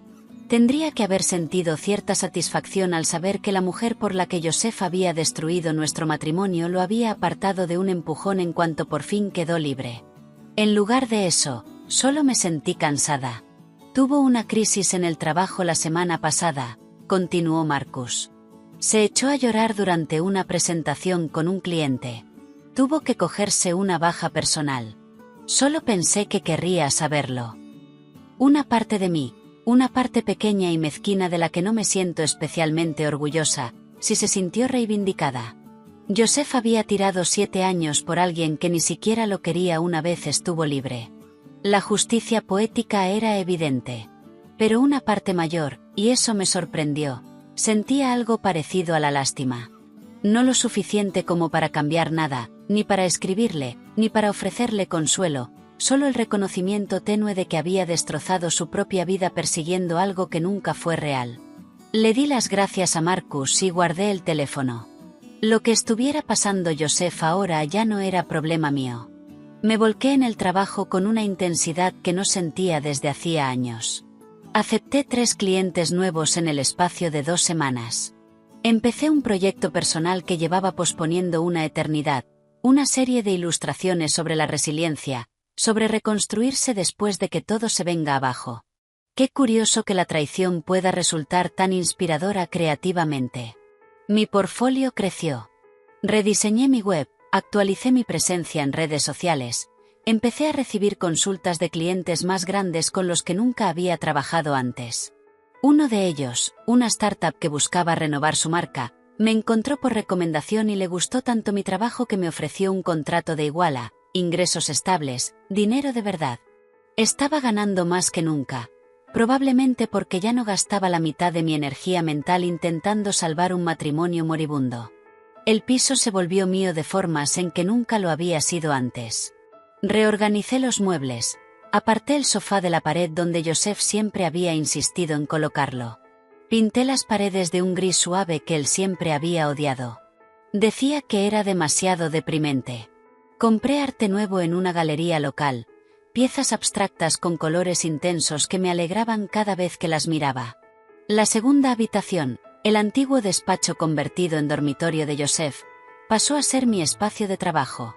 Compré un escritorio nuevo, una silla mejor, puse estanterías para mis libros y materiales de diseño. Colgué luces alrededor de la ventana porque hacían que el espacio resultara acogedor y creativo. Trabajaba hasta tarde cuando me daba la gana. Pedía comida sin sentir culpa por el gasto ni tener que soportar el juicio sobre la elección. Veía en la tele lo que me daba la gana sin que nadie suspirara al otro lado de la habitación porque había escogido mal. El silencio que durante el matrimonio me había parecido asfixiante, ese silencio pesado, sentencioso, ahora me parecía paz. Estaba sola, pero no me sentía sola. Hay una diferencia. 6 semanas después de que el divorcio fuera definitivo recibí un mensaje en redes sociales de alguien en quien no pensaba desde hacía años. Daniel Hammond, un chico con el que salí brevemente antes de Joseph, cuando yo tenía 26 años y todavía estaba averiguando lo que quería. Habíamos terminado bien, nos habíamos quedado en ese tipo de relación cordial que tienen algunas personas cuando se siguen por internet, pero casi no interactúan. Hola, Amanda. Me he enterado de tu divorcio por terceros. Solo quería saber cómo estás. Si necesitas hablar con alguien, te invito a un café. Estuve a punto de no responder. Citas era lo último que me rondaba por la cabeza y no quería que interpretara mal mis intenciones. Pero había algo en aquel mensaje que sonaba sincero, nada amenazante, simplemente un ser humano acercándose a otro que tal vez lo estaba pasando mal. Un café suena bien, le respondí. Pero solo café. No estoy preparada para nada más. Lo entiendo perfectamente. Sábado a las 2. Quedamos en un sitio a medio camino entre nuestros barrios. Llegué primero, pedí un café con leche, y me senté junto a la ventana a ver pasar a la gente por la calle. Daniel apareció 5 minutos después. Prácticamente igual. Un poco mayor, un poco más cansado alrededor de los ojos, pero seguía siendo ese tipo tranquilo que yo recordaba. Hola, dijo, sentándose frente a mí. Gracias por aceptar quedar. Gracias por escribir. Hablamos durante 2 horas. Del divorcio, pero sin obsesionarnos con ello. De su vida. Él también se había divorciado 3 años antes. Entendía por lo que yo estaba pasando de maneras que la mayoría de la gente no podía. Del trabajo, de amigos en común, de todo y de nada. Me dijo que me veía distinta de cómo me recordaba. ¿Distinta cómo? Más fuerte. Más tú. Hizo una pausa, escogiendo las palabras con cuidado. Cuando estabas con Joseph daba la sensación de que estabas interpretando un papel, de que intentaba ser quien él necesitaba que fueras. Ahora simplemente estás aquí. Joseph apagó tu luz, añadió. Da gusto volver a verte brillar.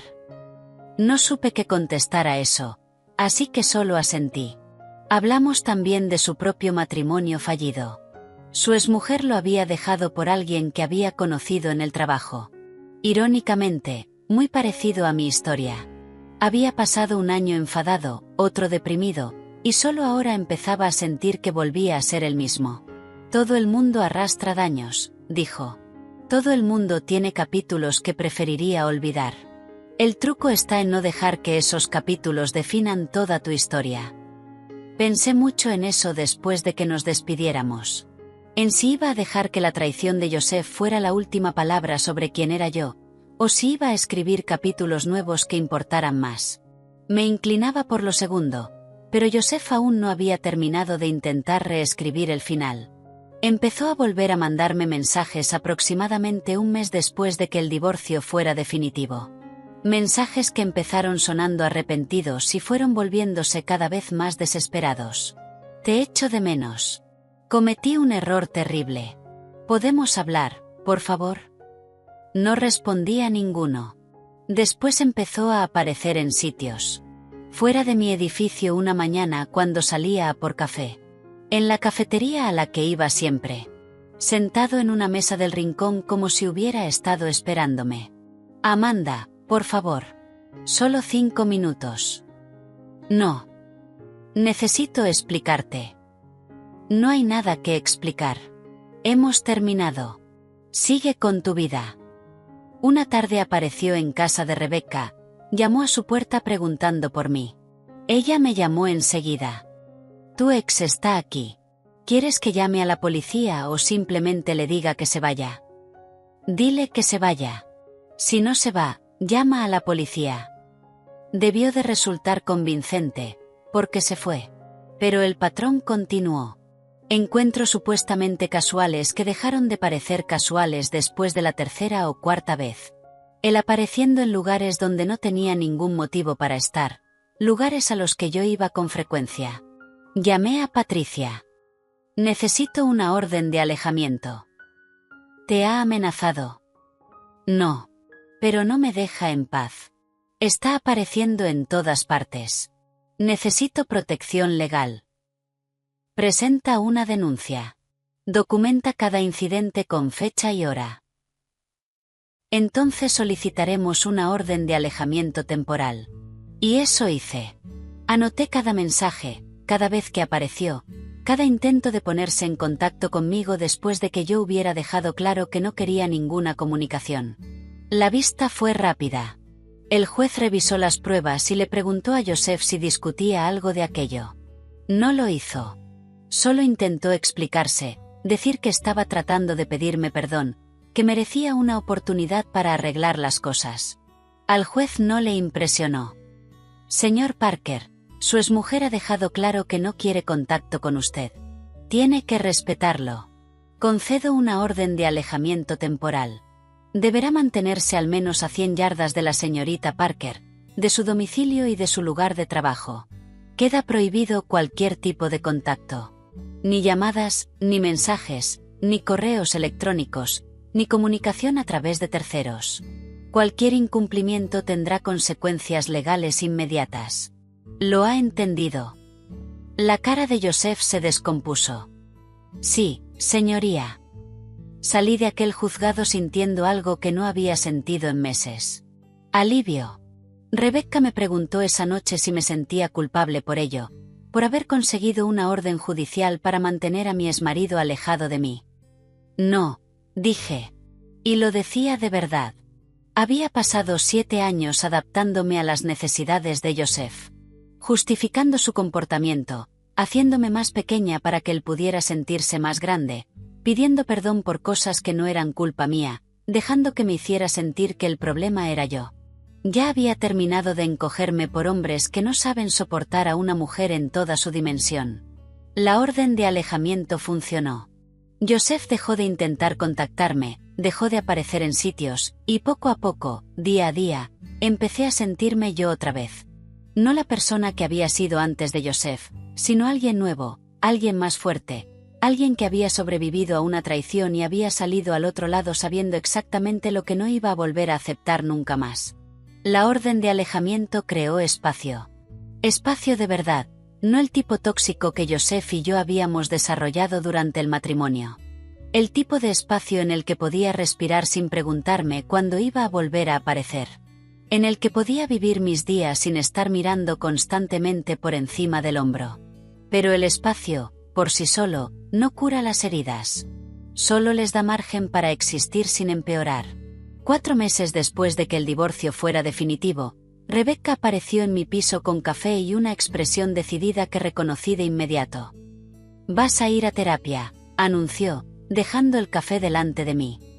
«Estoy bien. Estás funcionando. Eso no es lo mismo que estar bien. Amanda, ya te he pedido cita. La doctora Sarachin, el jueves a las 3. Es con quien fui yo después de que Marcus me dejara. Es buena». Quise discutirle. Quise insistir en que había gestionado todo muy bien. Había pedido el divorcio, reunido pruebas, me había protegido económicamente, había conseguido la orden de alejamiento. Había sido racional, competente.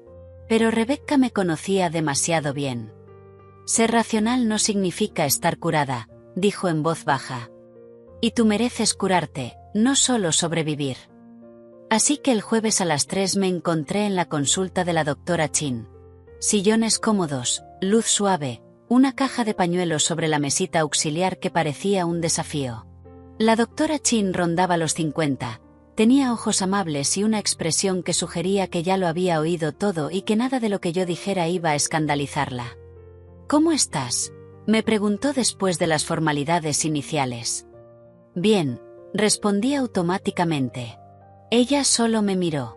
No me contradijo, no presionó, simplemente esperó en un silencio que se fue alargando cada vez más, hasta que no pude soportarlo. «Estoy enfadada», admití por fin. «Pero no con Joseph. Conmigo». «Háblame de eso». Perdí 7 años. 7 años con alguien que decidió que yo era prescindible. Y no lo vi venir. O sí lo vi y lo ignoré. O lo vi y me convencí de que podía arreglarlo. En cualquier caso, fracasé. ¿Fracasaste en qué? En conseguir que me quisiera. En ser suficiente. En... La voz se me quebró. En no ser el tipo de persona a la que engañan. La doctora Chin se inclinó un poco hacia adelante. Si una amiga te contara esa historia, que quiso a alguien que la traicionó, ¿qué le dirías? Lo pensé. Lo pensé de verdad. Le diría que no fue culpa suya. Que no es responsable de las decisiones de otra persona. Que querer a alguien no te vuelve estúpida. Entonces dítelo a ti misma. Esas 5 palabras abrieron algo dentro de mí. Empecé a llorar. No de esa forma bonita y delicada, sino de la forma fea y desgarradora que parece salir de algún sitio muy profundo. Estoy muy enfadada conmigo por haberme quedado, dije entre lágrimas. Por poner excusas, por creer que el problema era yo. Creíste lo que él te decía. Eso no es un defecto de carácter. Eso es ser humana. En los meses siguientes, la doctora Chin y yo trabajamos en todo. No solo en el matrimonio y en la traición, sino en los patrones que me habían llevado hasta allí. En cómo había confundido el sacrificio personal con el amor. En cómo me había hecho responsable de la felicidad de Joseph mientras descuidaba la mía. En cómo me había hecho pequeña para dejarle espacio a alguien que ni siquiera valoraba el que yo le daba. Sanar no significa perdonarlo a él, dijo la doctora Chin en una sesión. Significa perdonarte a ti. Aquel concepto me llevó tiempo aceptarlo, pero poco a poco empecé a hacerlo. Más o menos por la misma época en que empecé terapia, también empecé yoga. No porque pensara que necesitaba adelgazar ni mejorar mi aspecto. Las palabras crueles de Joseph sobre que me había dejado ir todavía me dolían, pero estaba trabajándolo en terapia. Empecé porque necesitaba volver a sentirme fuerte dentro de mi propio cuerpo. El estudio estaba a 3 manzanas de mi piso. La instructora, María, daba una clase llamada Fuerza y Resiliencia que se impartía 3 veces por semana. Al principio era malísima. No podía mantener las posturas. No conseguía calmar la mente lo suficiente como para concentrarme. Pasaba media clase frustrada con mis propias limitaciones y la otra media comparándome con la gente flexible y elegante que me rodeaba. Pero María tenía una forma de hacer que todo el mundo sintiera que estaba exactamente donde tenía que estar. El yoga no va de ser perfecta, decía durante la clase. Va de aparecer, de respirar durante las partes difíciles, de estar presente en tu cuerpo. Poco a poco las cosas fueron cambiando. Me fui haciendo más fuerte. Podía aguantar la plancha 30 segundos, luego 1 minuto. Empecé a dormir mejor de lo que había dormido en años. La ansiedad constante que había sido mi compañera durante el matrimonio y el divorcio empezó a aflojar su agarre. Un sábado por la tarde, después de clase, entré en el refugio de animales que había a 2 calles. Llevaba semanas pensando en adoptar un gato, pero había dudado. Sentía que apenas estaba sosteniendo mi propia vida. ¿Cómo iba a ser responsable de otro ser vivo? Pero aquella tarde entré y la vi. Una atigrada gris, de unos 3 años, sentada en la esquina del fondo de su jaula, con cara de estar profundamente poco impresionada con el mundo. «Esa es Pepper», dijo la voluntaria. La entregaron el mes pasado. Su dueño dijo que ya no tenía tiempo para ella. Miré a Pepper. Pepper me miró a mí. 2 refugiadas de personas que habían decidido que no merecíamos el esfuerzo. Me la llevo. Pepper se vino a casa conmigo aquel mismo día. Construimos una rutina. Café por la mañana mientras ella se sentaba en la ventana a mirar a los pájaros y a juzgar al mundo. Sesiones de trabajo por la tarde con ella acurrucada sobre mi escritorio, ronroneando mientras yo diseñaba logotipos y páginas web. A ella no le importaba cómo me viera. No le importaban mi éxito o mi fracaso. Solo quería comida, calor y atención de vez en cuando. Necesidades simples, necesidades sinceras. Esas sí podía cubrirlas. 8 meses después de que mi divorcio fuera definitivo, Rebecca me llamó con una noticia que me hizo feliz de verdad por primera vez en muchísimo tiempo. Estoy prometida. ¿Qué? Cuéntamelo todo. Llevaba 2 años saliendo con Marcus. Él era todo lo que Joseph no había sido. Presente, amable, alguien que aparecía cuando decía que iba a aparecer y que no hacía que Rebecca se sintiera loca por esperar un respeto básico. «Quiero que seas mi dama de honor», me dijo. Dudé. Las bodas me parecían sal sobre heridas que todavía no habían terminado de cerrar. «Sé que puede resultar difícil», continuó Rebecca. «Pero esto no va sobre tu matrimonio fracasado. Va sobre celebrar el mío, y quiero a mi hermana allí». Tenía razón. Me volqué en el papel. Organicé su despedida de soltera. Nada salvaje, solo un fin de semana de spa con sus amigas más cercanas. La ayudé a elegir vestido. Le sostuve la mano cuando le entraban dudas sobre el compromiso, sobre si estaba tomando la decisión correcta. «Marcus no es Joseph», le recordé. «Y tú no eres yo. Tu matrimonio será el tuyo, no una repetición del mío». El día de la boda fue precioso. Ceremonia sencilla en un jardín, banquete en un restaurante pequeño. Me puse a su lado como dama de honor y la vi casarse con alguien que la miraba como si hubiera colgado la luna en el cielo. Durante los votos lloré. No por tristeza por mi propio matrimonio fallido, sino por esperanza. El amor no había funcionado para Joseph y para mí, pero sí estaba funcionando para Rebecca y Marcus. Eso significaba que seguía siendo posible. Quizá no ahora. Quizá no durante un tiempo.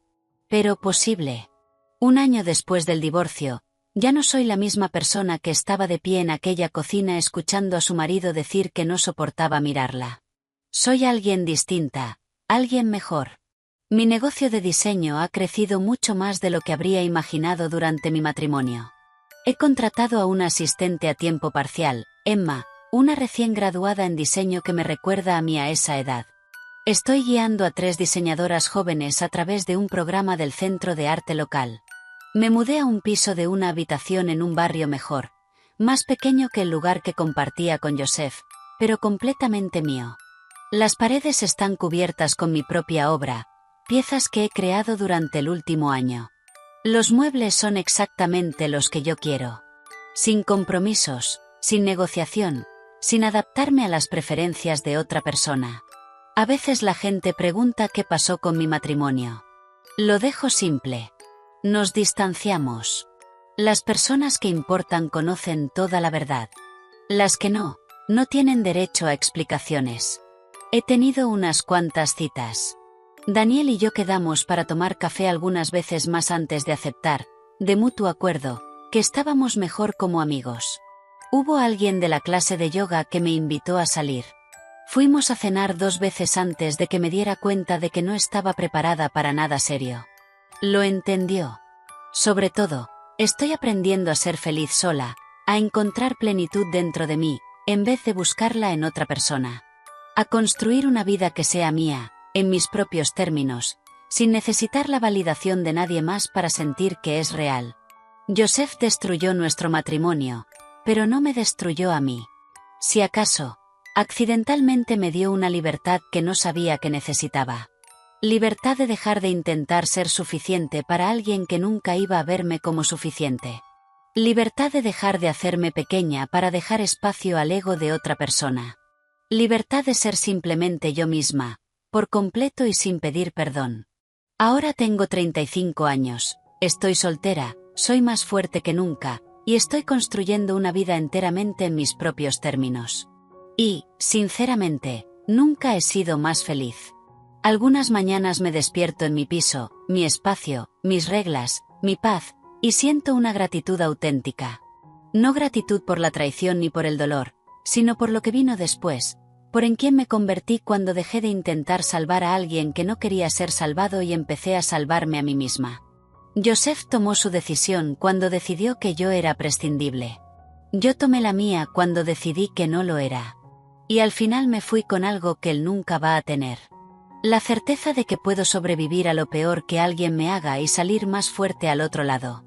Eso vale más que cualquier matrimonio que exigiera que yo fuera menos de lo que soy. Si esta historia de cálculo frío y venganza silenciosa te tuvo agarrada a la pantalla, dale a me gusta ahora mismo. Mi momento favorito fue cuando Amanda enfrentó a Joseph con todas las pruebas y vio cómo se le quedaba la cara blanca. ¿Cuál fue tu momento favorito? Déjalo en los comentarios. No te pierdas más historias impactantes como esta. Suscríbete y activa la campanita para no perderte ninguna publicación.